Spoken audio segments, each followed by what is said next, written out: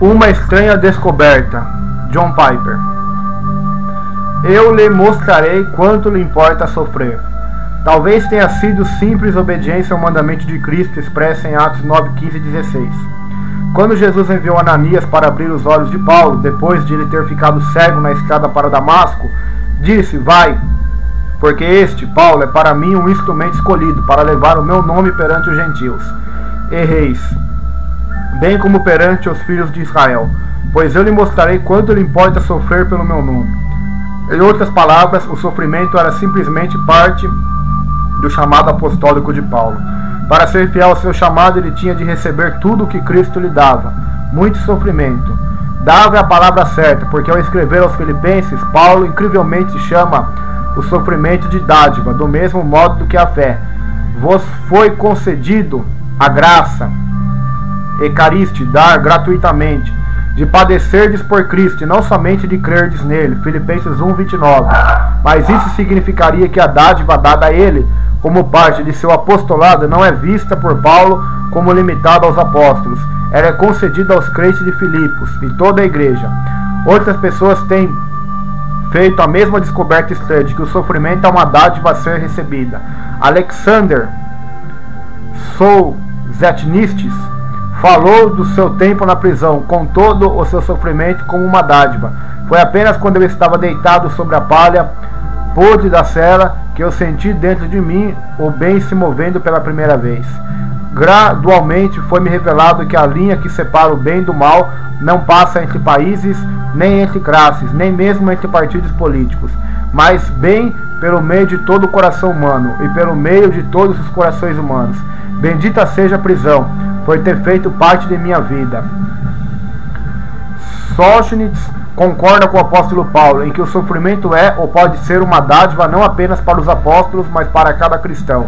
Para mostrar que ele era simplesmente um cristão, isso levantava a seguinte pergunta: será que Paulo acatou seu sofrimento porque isto confirmaria que ele era simplesmente um discípulo fiel de Jesus?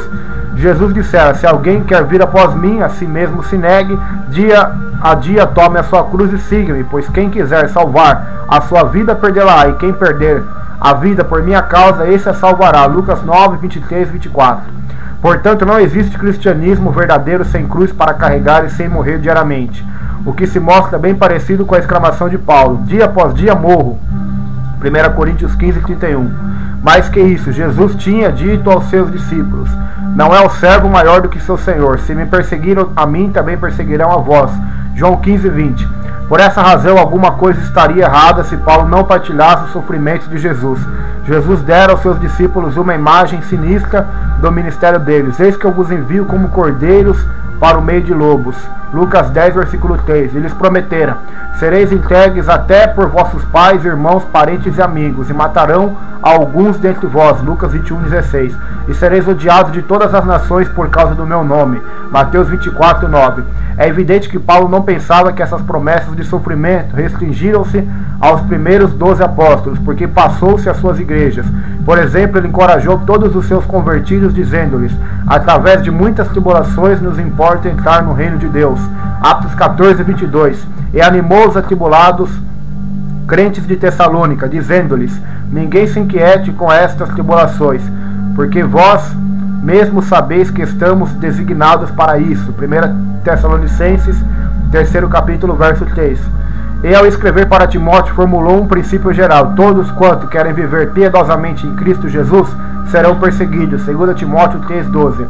Quando fala dos seus sofrimentos, não dizia que eram exclusivos, mas incentivava as igrejas: sede meus imitadores. 1 Coríntios 4,16. Portanto, seria compreensível se Paulo aceitasse uma vida de sofrimento, porque simplesmente confirmaria que ele era cristão. Se me perseguiram a mim, também perseguirão a vós outros. Uma palavra de John Piper, uma estranha descoberta.